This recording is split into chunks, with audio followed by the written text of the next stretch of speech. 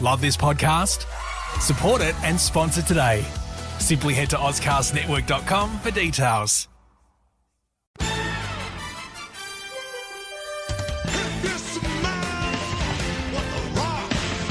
Every time I start talking about boxing, a white man got full Rocky Marciano out there. It's about how hard you can get hit and keep moving forward. Oh, this hard goddamn work being this good. One more again, see what I take on your front set, I swear. You ain't my daddy, are you? There's gonna be consequences and repercussions. What time is it? Game time. Okay, welcome again to the Don't Be Blasé podcast. We come to you live from the House of Pain, otherwise known as Snapfit. It's in Adelaide CBD. I'm your host, Speaker and Weiner, joined as always by my man Steve Burrows. Good afternoon, Speed. I'm really far away from the microphone. You really know how to fuck the start of the show, don't you, Steve? Something about pacing and intensity, and you don't have it. Someone else doesn't have it, but neither do you, apparently. Before we get started, I'd like to thank our sponsor, Larry and Lad. Go see the Boys Ridge Arcade, get yourself an awesome coffee, listen to pretty sweet tunes, but for now, on with the show. Now, Stephen, I have preempted a few of our listener. Okay. It's our last show for the year. Yes. Merry Christmas to everybody. Sad. We want to wish everybody very happy Merry Christmas, very happy New Year. Be safe. We'll do it at the end again. But because it's the end of the year and it's our New Year's, Steve and I had a couple of drinks.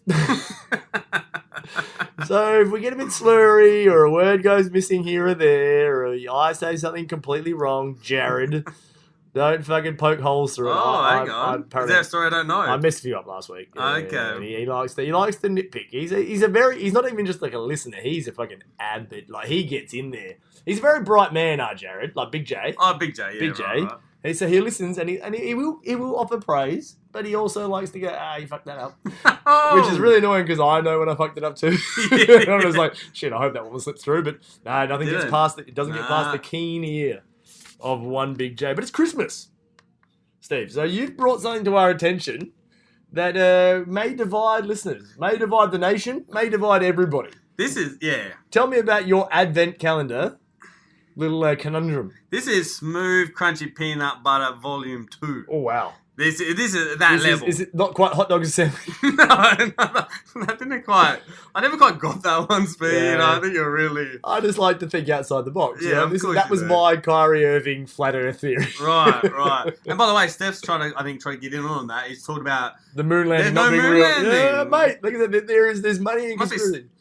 As our man Eric Bischoff says, not only is context is key, but controversy creates cash. It does. So sometimes you need to just throw a little theory. You know, like you said, Steph goes, I didn't mean it. It was on a podcast, like we are. Sometimes you got to throw some outlandish shit out there and see what sticks. You know? Yeah. So but give us your plan.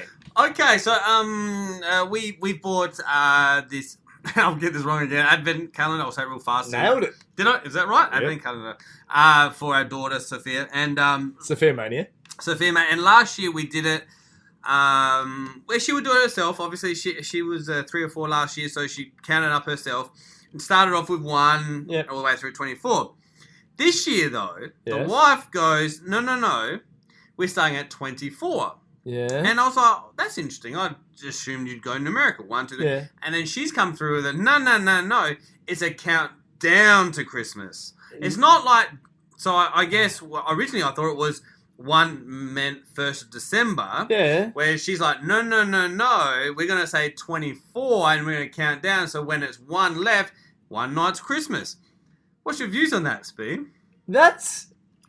What is your views on that? Because I actually see it both ways. Actually, when she said that, I was like, that's actually genius, Jonah. At the risk of being blasé on the Don't Be Blasé show, I do see a point. Yeah. Both ways.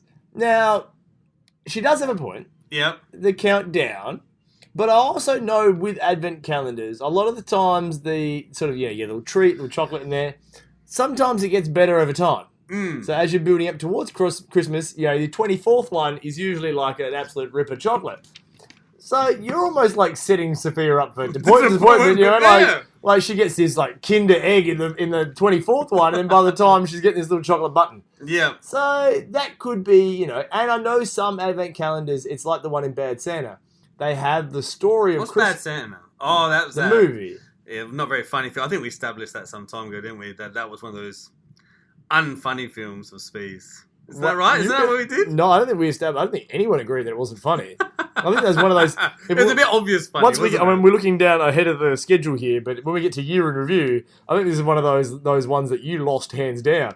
But to get away from that, Steve, the advent calendar and I have seen similar advent calendars, tells the story of Christmas. Okay.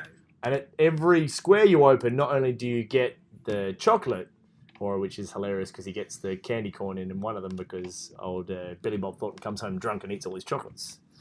Oh, that's some of that hilarity you're talking about there, right? Just one of my favourite lines. He goes, "There's candy corn in this one." Oh, they can't all be winners. You know? I'll take the celery out the backside any day over that kind of... Once again, that's a loss for Steve. So we're chalking these up for that.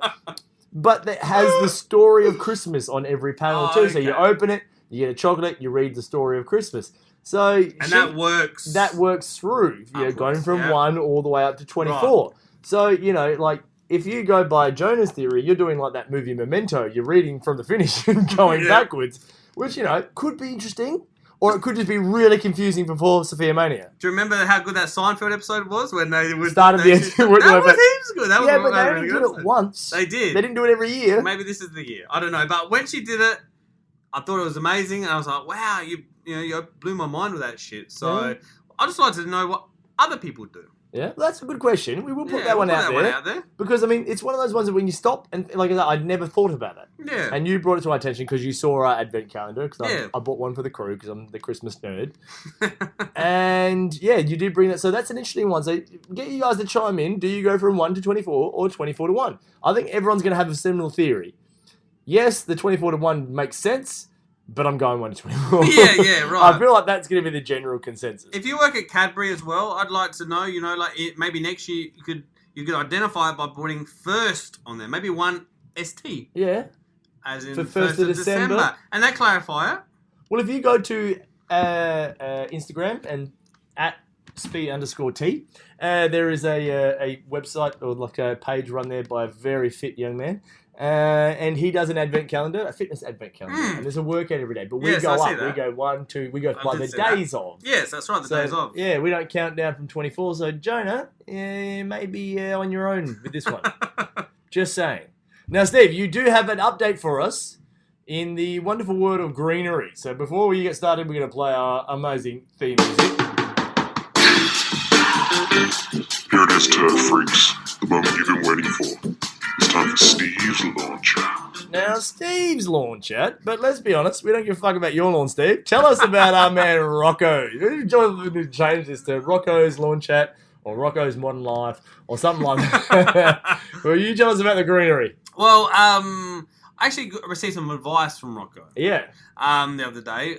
We were talking about mowers. Not about my mowers. No one talks about my mowers. Because has anyone seen your mower in the light of day? No one will see it. Thank you very much.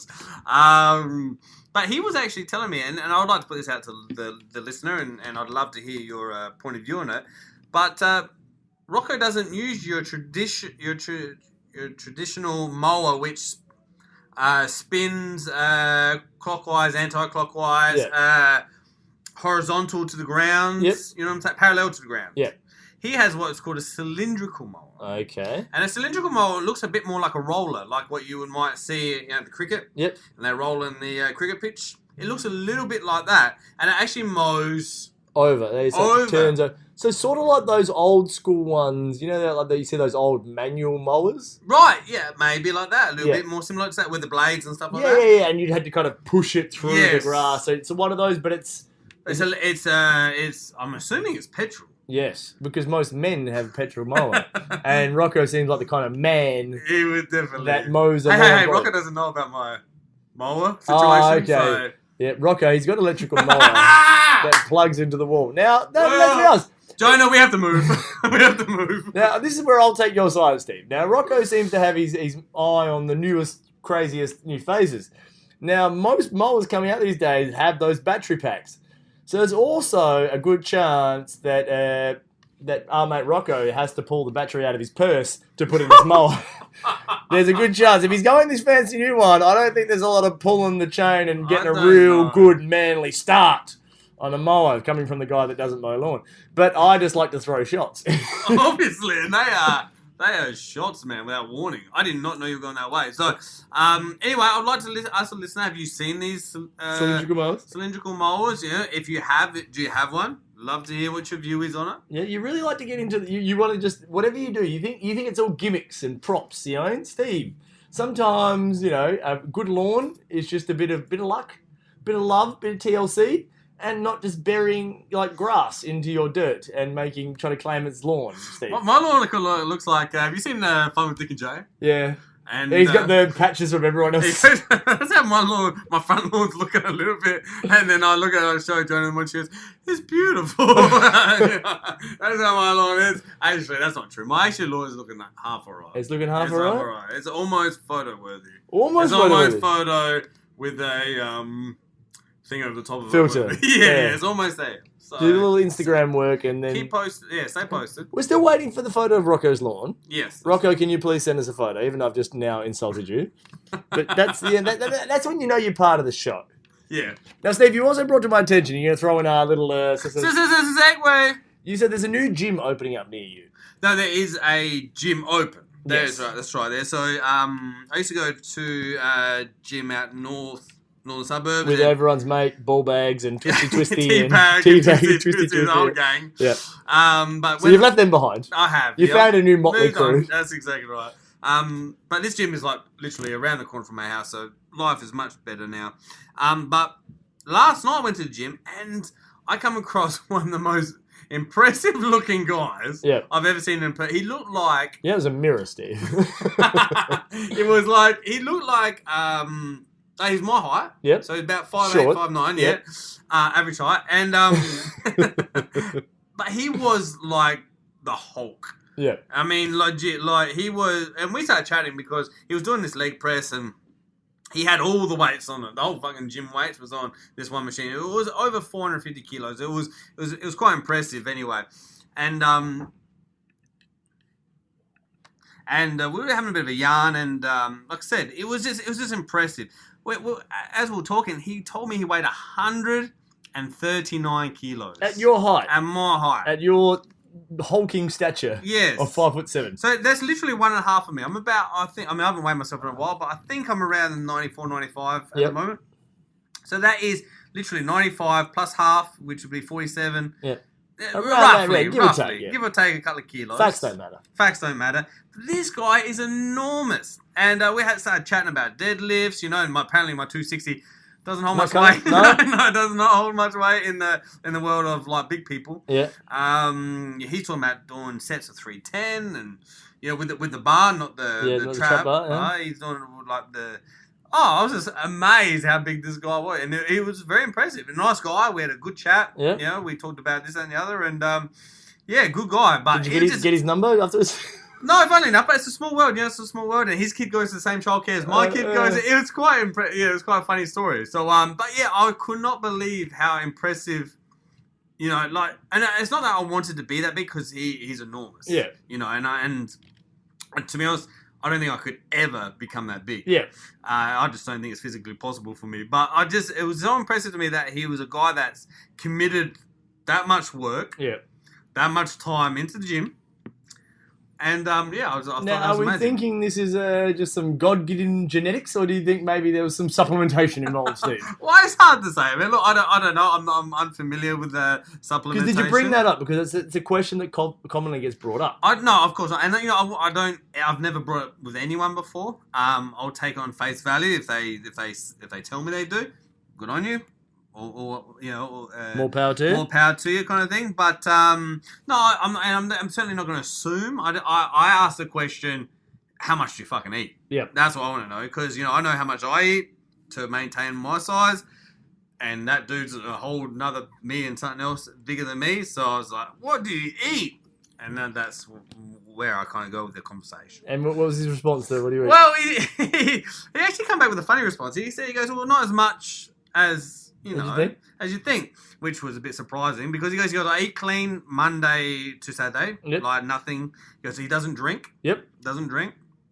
He goes, Sundays is his cheat day, and he'll pretty much eat what the fuck he wants. But yeah, I mean, to me, to be that heavy, You know, and I know when I was trying to put size on, I was eating around the 4.5 to 5,000 calories a day, and I got to 103 kilos, and I felt terrible. Yeah. I felt heavy, and I was like, no, this is no good. He's got to be eating a hell of a lot more than that. Well, you would suspect. Well, this is where I can step in with my years of expertise. Sure. Fill me in with been your... a trainer for a while, and also a noted scumbag for even longer.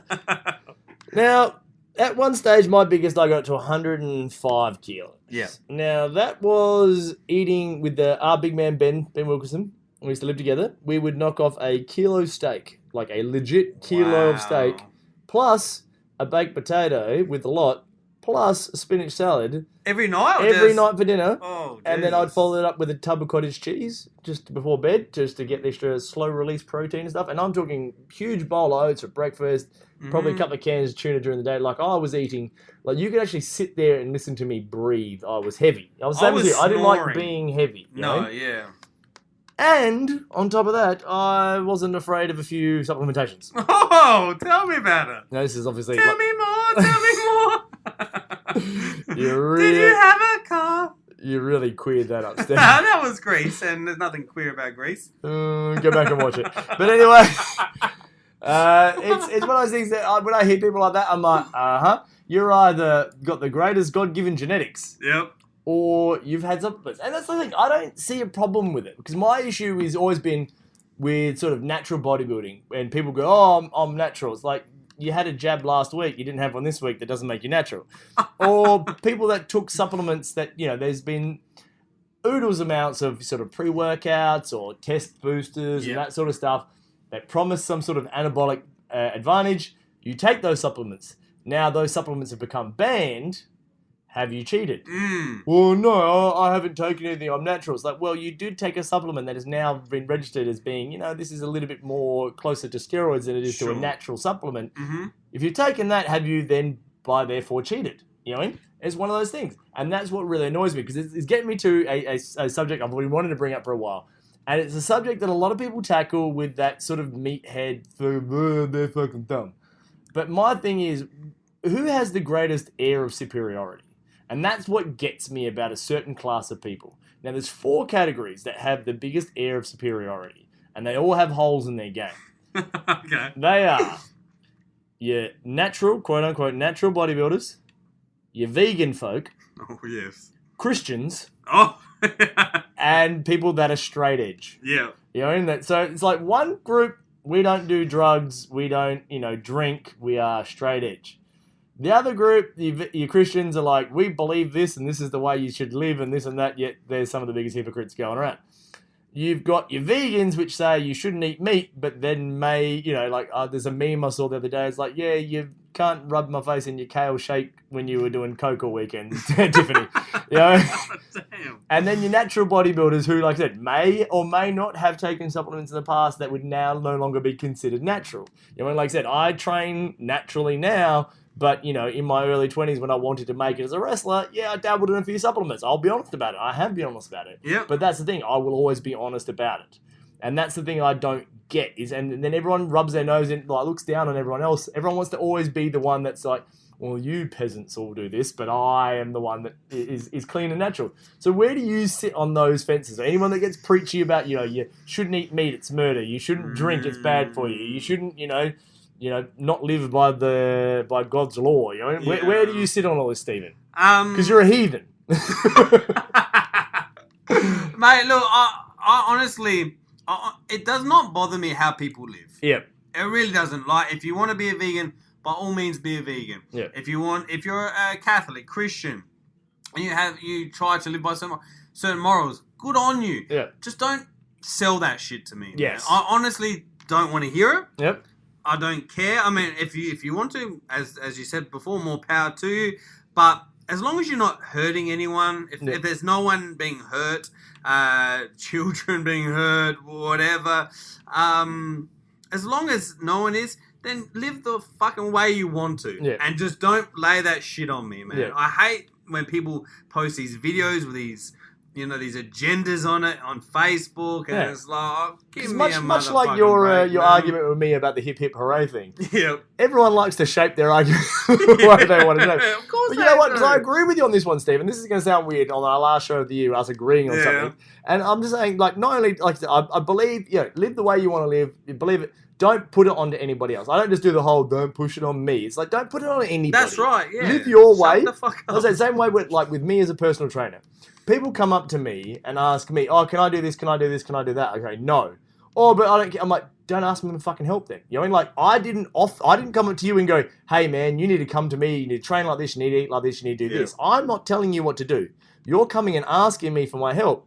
If you want my help, I'll give you my help. If you don't want to listen to what I have to say, then you can fuck off. But, like, that's just the way I live with about it. You know, like, I'm not preaching. You came and asked me. Yeah. So then I will preach to you only because you asked me. Yeah. You know, and like, I don't go out of my way to go up to people and go, hey, man, you're doing that wrong. You should eat this, do that, do this. You know, I might go out there and go, hey, would you like a suggestion? This may help. But I don't like preaching onto people the same way I don't like people that preach onto other people and prey on sort of people that may feel they need this, that, or the other to get by. But the fact that you said what you said and you agree with me on this one, it shows growth because you are an old, grumpy old racist with a serious drug problem that hates the gays. So, Where did that one come from? every week I got to add a new one, Steve. I got to add a new wrinkle to the horribleness that is Steve Buck. Oh, no. Sweetest man alive. I've got to make him sound bad on the podcast. But that's the thing. Like, I just think that all of those people with their superiority can go jump in a lake because this is going to tie me over to my next thing. Oh, so this is a segue. These are seamless, Steve. I'm telling you, this is how I'm giving you a lesson in segueing. The reason why I brought that one up is because I've gone back recently and started watching Christmas films because it's the season to be jolly. Fa la la la la la la. Tell the weather that, mate, because this is just dreadful. We're mate. almost getting the American White Christmas. It's been like last week we complained that it was too hot. This is once again classic Adelaide. Last week we complained it's too hot. This week we're complaining it's raining. And by the time this podcast comes out, it's probably going to be 40 degrees again. Yeah. But we had like 3 days of rain in the middle of December. Everyone's like, "Oh, this is bullshit." But anyway, I've gone back and watched, and you know what? Some of our Christmas classics really fucking problematic. Okay. Now, if you like. There was a piece that I saw on Twitter through Viceland that they went back and watched Rudolph the Red-Nosed Reindeer. You know, the old claymation. Oh, it's really problematic, and this and the fathers, has a go at him, for having the red nose. It's almost like homophobia, and there's racism in it, and this and that and that and the other. Cover it. They make him wear that cover on his nose to hide the nose and stuff like that. And everyone was pointing fingers about how problematic this film was. This claymation. Now, the two things. One, if you watch portions of anything, you can find problems in it. What happens at the end of the story, Steve? I don't know. At the end of the Rudolph the Red-Nosed Reindeer story, at the end, what happens? He lights up the night. He's the savior. He's the hero of the day. He overcomes. It's been a while, yep. You don't remember the fucking song? You have children. Yeah, I know the song. Okay, on top of being a racist and homophobic and a drug problem, apparently terrible father. Doesn't read Christmas stories to his kids. Everyone listening knows the Rudolph story and they're all shaking their head in their car at you, Steve. But anyway, I digress. I know the melody of too late now, Steve. Dig up, stupid. Anyway, so the Rudolph, at the end, he overcomes and he's the hero of the story. Right. Now, this is why I get mad at these PC people that go, this has got this problem, this problem, this problem. At the end of the day, it proves no matter what bullshit is in your way and people saying that you can't do it and people being homophobic and racist, the good people will always overcome it at the end. It shows grit, it shows toughness, it makes people resilient. And it made Rudolph resilient, and he gets through at the end. I know it's sounding like I'm going way in on Rudolph, but it's just this is where it gets to me. Because then I'm watching back about these old Christmas movies, and so far this week, I've watched Scrooged, which always makes me cry. Great movie. Yeah.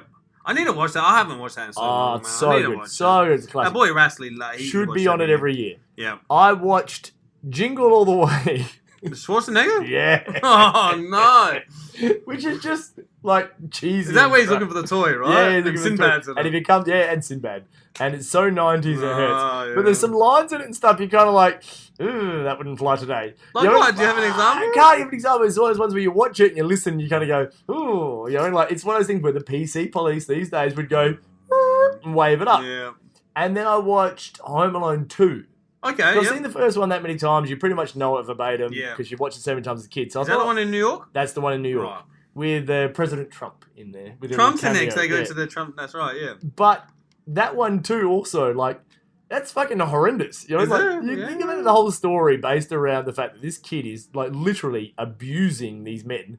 Like, they're robbers and they're bad people. Yeah. But there's the one scene where he throws, from the height of 2 stories, I think it was 5 bricks that connect with the guy's head. Now, we discussed last week the stupidity of a wrestler throwing a cinder block at a guy's head, and this movie has 5 bricks hitting someone square in the head. And this is the shit that these people were raised on, and this is the kind of thing that people think were acceptable, hence why. So I'm going to give our mate wrestler from Mexico a pass. A bit of a pass. He probably just watched Home Alone 2 and thought, I can pelt a brick at somebody's head. He's just going to get up and walk funny for a moment. On Home Alone, can I just jump in quickly for a second there? Did you see a video that's circulating in the last couple of days about Home Alone, the family reunion? Yeah. Did you see that? It's a fake trailer. It's a fake trailer, but... It's a what sort of fan fiction one? Someone's made it up and put it together.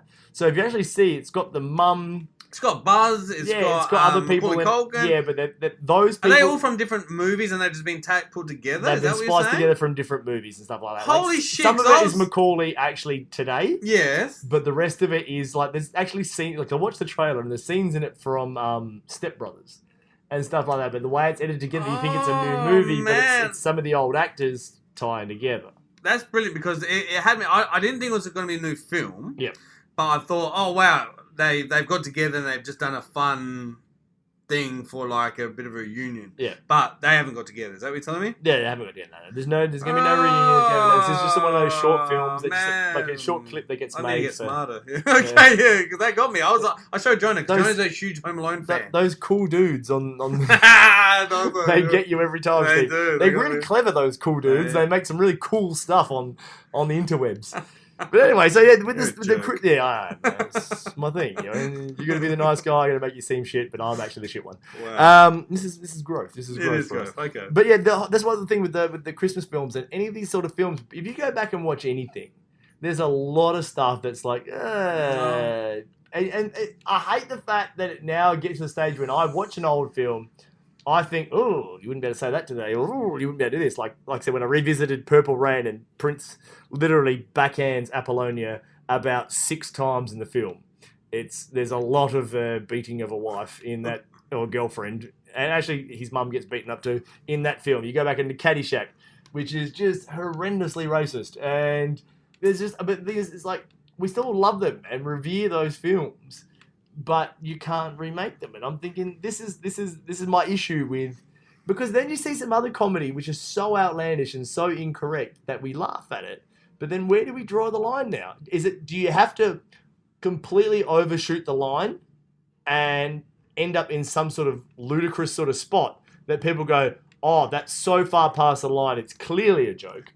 Whereas if you just take a half a step over the line, everyone goes, oh, nope, throw the book at him. This is not how I imagined our last episode going, by the way. I thought we were going to talk about, bad Christmas film. What we kind of started. We started on anyway. that. This is beauty of This is the free-flowing thing. You got to progress, Steve. That is. And, well, it is done. Yeah. The year is done. Was there anything that sticks out in your minds this year, Speed? There's a couple of, just a couple of landslide victories among Oh, what?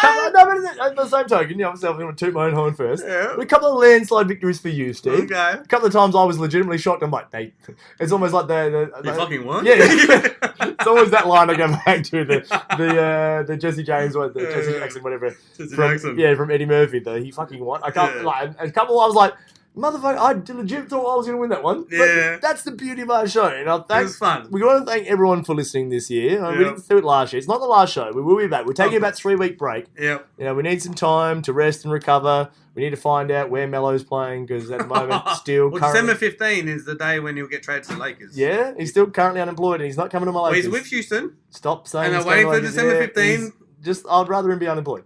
And then me and you can go for our dinner and everything, because he's not an average 20 for the season. Yep. But thanks for listening this year, guys. Before we get out of here, Yes. we have a super duper special event coming up. Yep. One of our avid listener is running like the premier event of January, and we need you guys to all get around it. Steve's going to give you the details. Okay, so it is the Black Chrome NBA 2K19. Just a quick segue. Black Chrome, outstanding ad campaign about a year ago. Yeah. There's one guy sort of standing in the background of a few photos. He was outstanding, but anyway, continue. That's right. And the guy who got him that job saw nothing. I saw nothing. No 10%, no nothing. Anyway. How do you get 10% of fuck all? So anyway, so it's a Black Chrome NBA 2K19 tournament. There's Xbox and PlayStation. There's $500 up for grabs. Woo! It's happening at Angle Park at the Parks Theatre. Yeah. Have you seen that little venue? It's an amazing little venue. Nice little setup. Now, this is one of those things. Now, Brett's a big listener. He's an avid fan. He's one of our boys. He's one of the superstars. He's the only ever live caller we've had on the show. He's the arsehole who kicked me out of SEMA All-Stars. So we have a lot of reason to bang it. And, we don't usually talk up esports. No. But this one, as far as a sort of a local event, and just as a person that's been involved with an event that Steve's run, where you sort of support people playing, like, because it's 2K, NBA 2K19. Yep. It's basketball video games, so that's why I can get behind it. It's not like these guys sitting around playing Fortnite. No, that's exactly It's right. a basketball game, and when you watch two people play a basketball video game, you start supporting on it. So I think we almost might need to throw some wagers in there to get a little side bet action. I'm not saying Black Chrome are running a great event, and I know Brett's going to do it, but I'm just saying if I'm going to go with Steve, I think me and Steve might have a bit of a wager on some of the games. So if you guys think you're good at 2K, get yourself involved. Go through. Is it through Black Chrome on Black Facebook? Chrome. They've got a website, blackchrome.gg. Yes. No .com.gg. I think it stands for good game or something. I don't know. That the is game new. Yeah, so We are. .gg. I had no idea what that was. We are so washed. Black Chrome, and it's a fantastic. Is that on the website. internet? It is on the internet. You can apparently get that on computers now. Wow. Yeah, so get around it. I think there's a registration fee, but it's gonna be a huge day. It's gonna be lots of fun, lots of food, lots of everything down there. Can't wait. I'll be there. Hopefully, Speed will come down. I can guarantee you, both of us will be there. Yeah. We might even turn it into a live podcast event. Oh, amazing. We may tie in a few things there, but we really want to get behind this event. It's a big event. It's a good friend of ours. We think it's going to be a lot of fun. So we do want to get everyone there. Black Chrome on Facebook. Look for the event. They have their own event, January 19. That's it. We want to see you there. And so thanks again for listening to us all this year. For Speed Caruana saying goodbye. For Steve Burrows. See you later. We'll speak to you next week. Merry Christmas and peace. Peace. Love this podcast? Support it and sponsor today. Simply head to AuscastNetwork.com for details.